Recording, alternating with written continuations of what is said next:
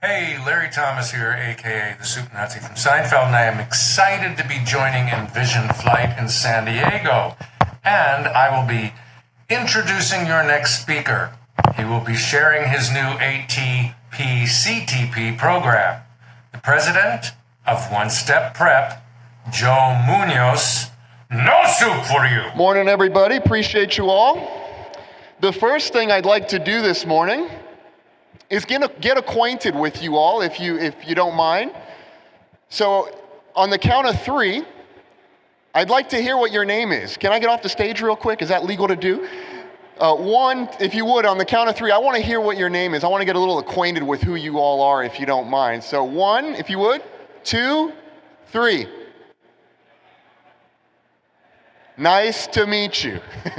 My name is Joe Munoz, okay? I'm going to give you a little bit of backstory on myself. We'll get into some different topics on, as Brian mentioned, the ATP-CTP and what we do over at 1StepPrep and how we work together with King Schools, okay? So 1StepPrep Academy is a 142 school. If you don't know what that means, it's a type rating academy, all right? I fly the Airbus A320 for Spirit Airlines. How many of you guys have heard of Spirit Airlines before? How many of you have flown on Spirit Airlines before? How many of you have had to pay for your peanuts on Spirit Airlines, and you had to pay for your bags, and you had to pay for everything, okay? Okay, so I'm gonna share with you quickly here.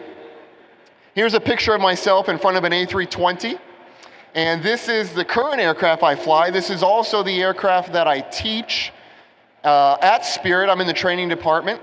And prior to this, I've also been instructing for several years on the Boeing 737, all right?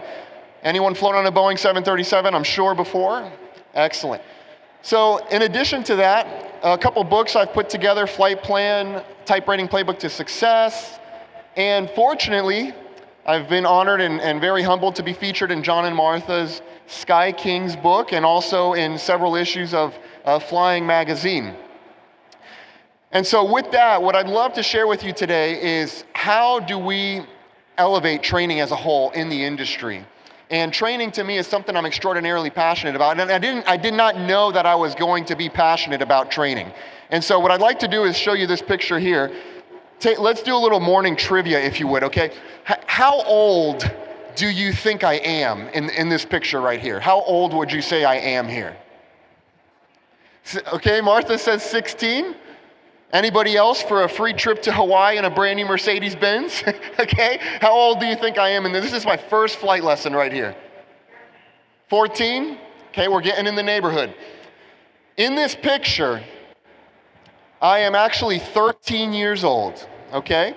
And this is in Merritt Island, Florida. If you don't know where that is, it's basically next to Cocoa Beach, Cape Canaveral, where they launched the rockets from, okay?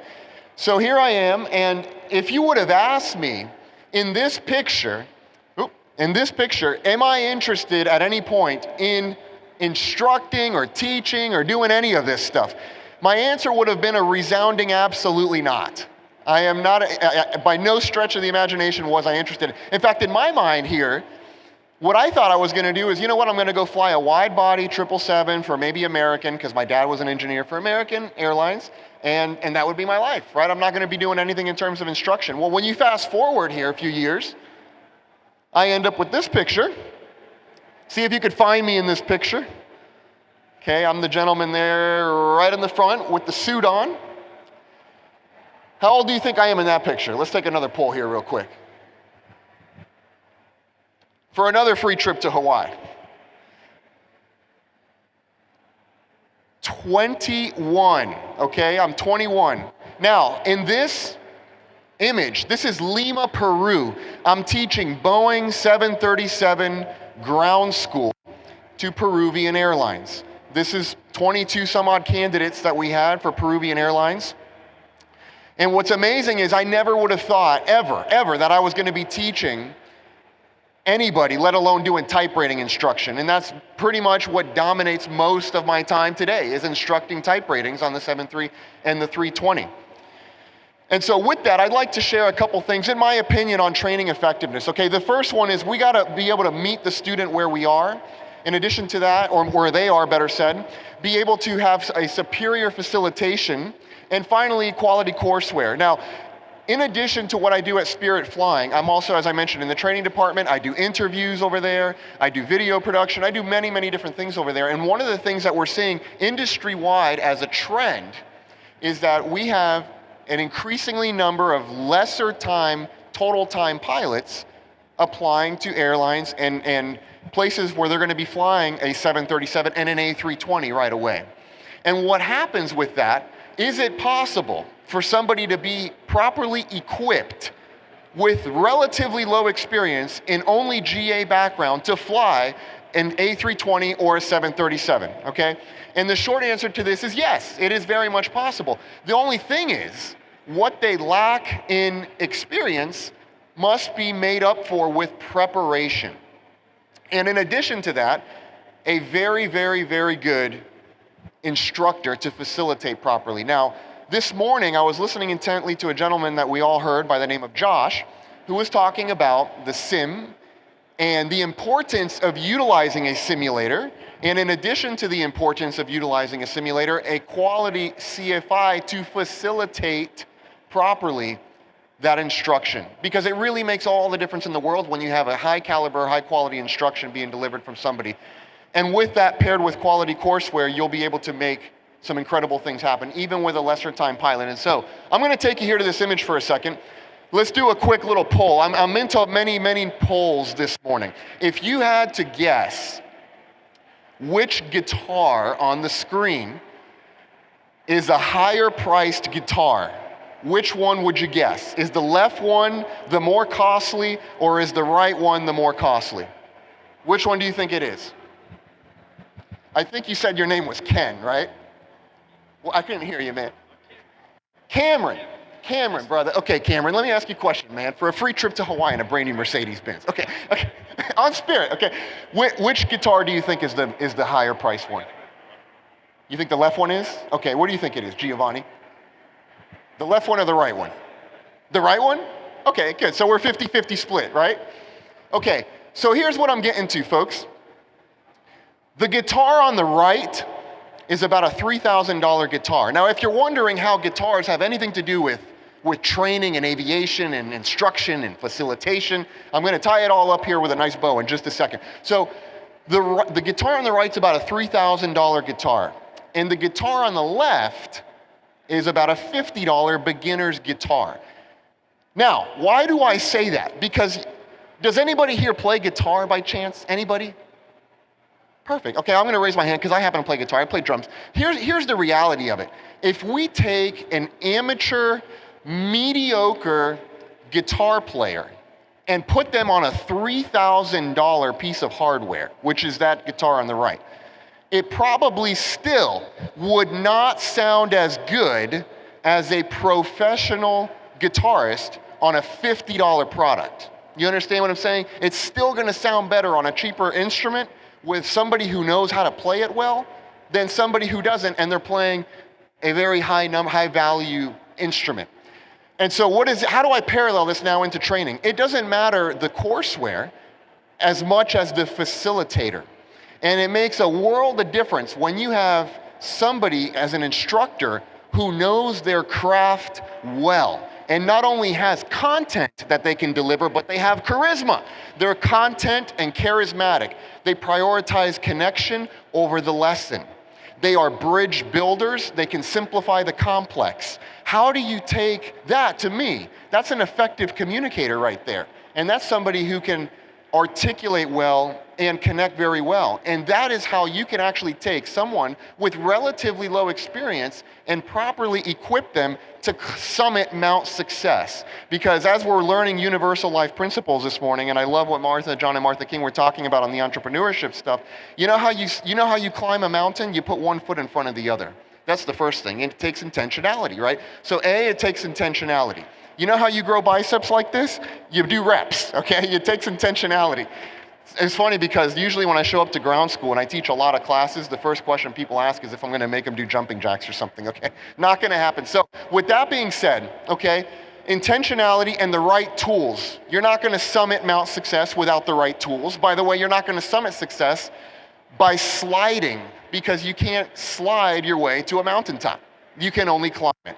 And with doing so, we're going to move into proper hardware, proper facilitation is the answer for you to be able to do this, even with a lesser experienced pilot.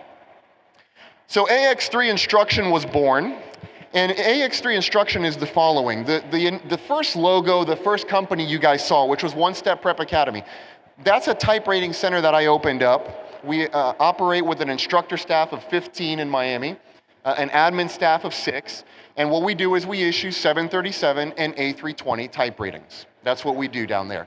And we also have Courseware online, which is, and I'll have a slide here in just a moment, which is also available on the King School's website. Now, when I started 1StepPrep Academy as a flight school, my largest challenge that I had was, how does Joe clone Joe? How do I replicate myself? And the reason that was of concern was because much of the way people find us is they find us on YouTube, or they find our content on the King School's website or on our website. And when they show up for an in-person training event, what they're expecting is me or another instructor, Juan, that they saw on the video. And so how do I take that same experience, that charismatic content, bridge building, connective simplification of complex concept, how do I take that and clone it into all the instructors that we have down here, right? And so what I put together was AX3, which, by the way, I believe for any organization that has instructors, CFI, II, MEI, type rating instructors, instructing anything.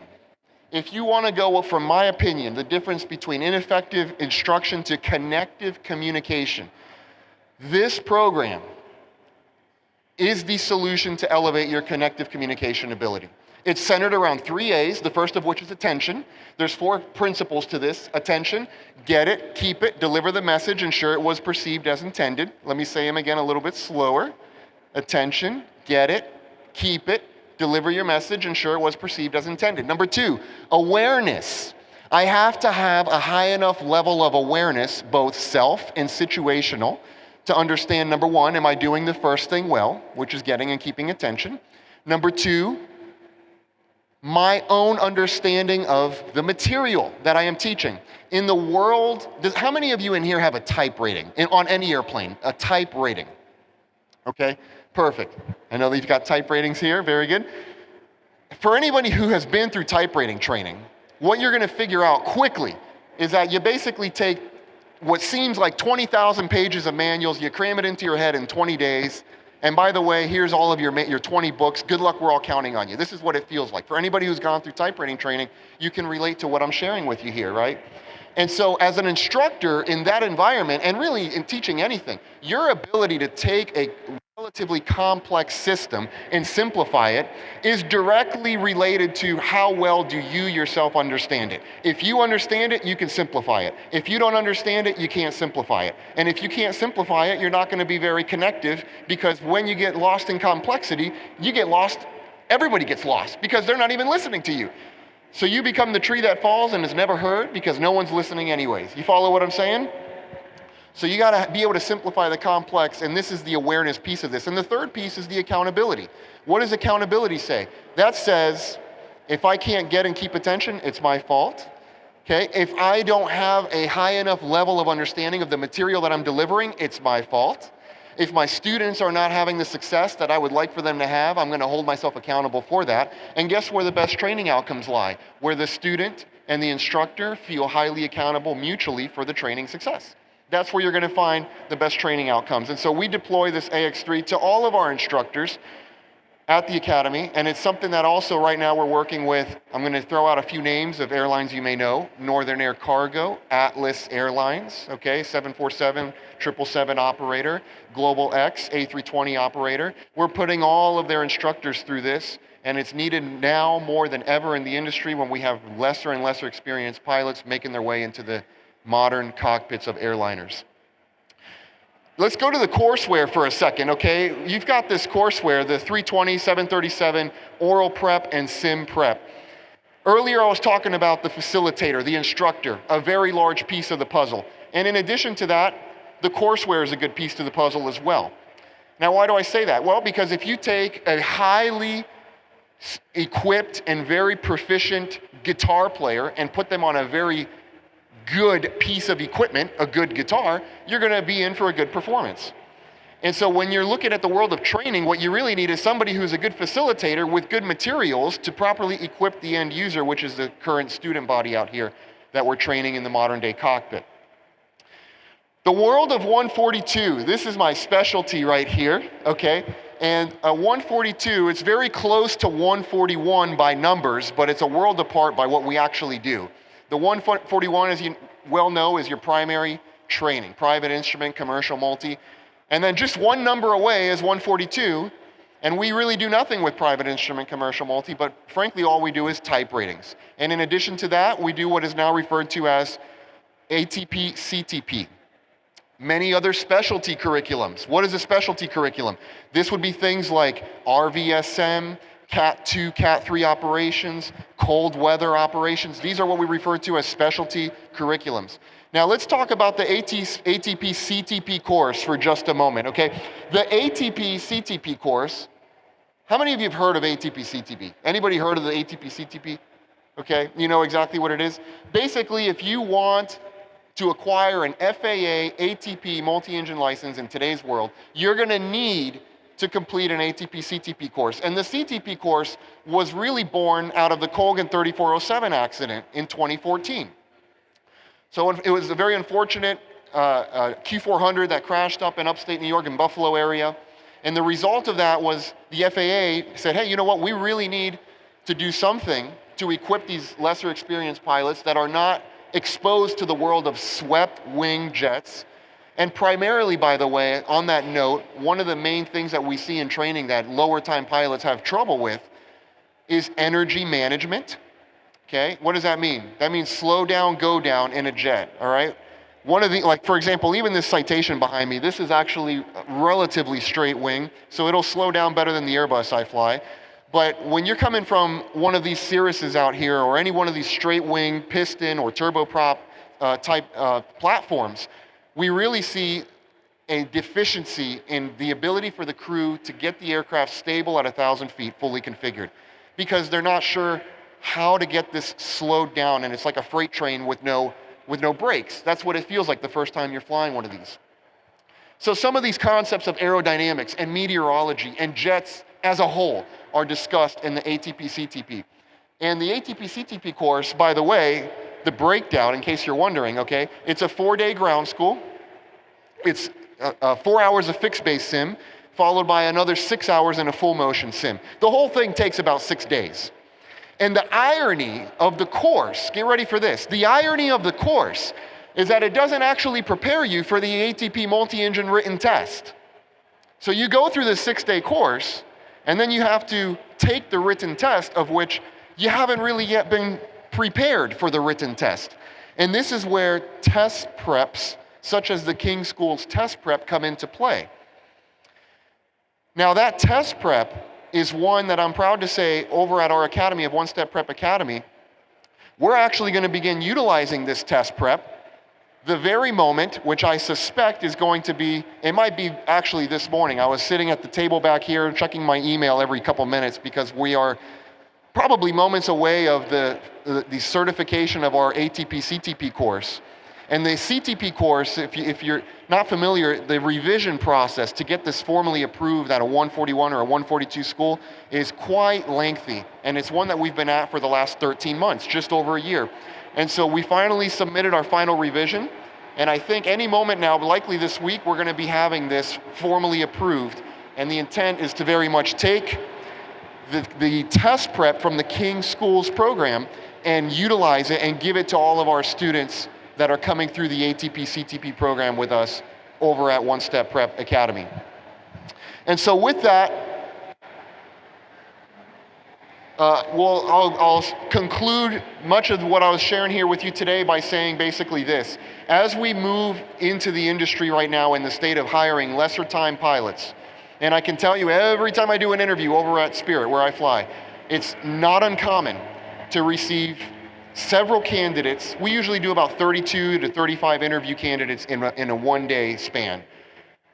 Easily half of these candidates have 1,500 hours. and have flown nothing larger than a Piper Seminole. And that's okay. What we need to do is adapt and meet them where they are. And the way that we do that first is starting by improving the caliber of the facilitator, the instructor, to genuinely care about the successful outcome of them.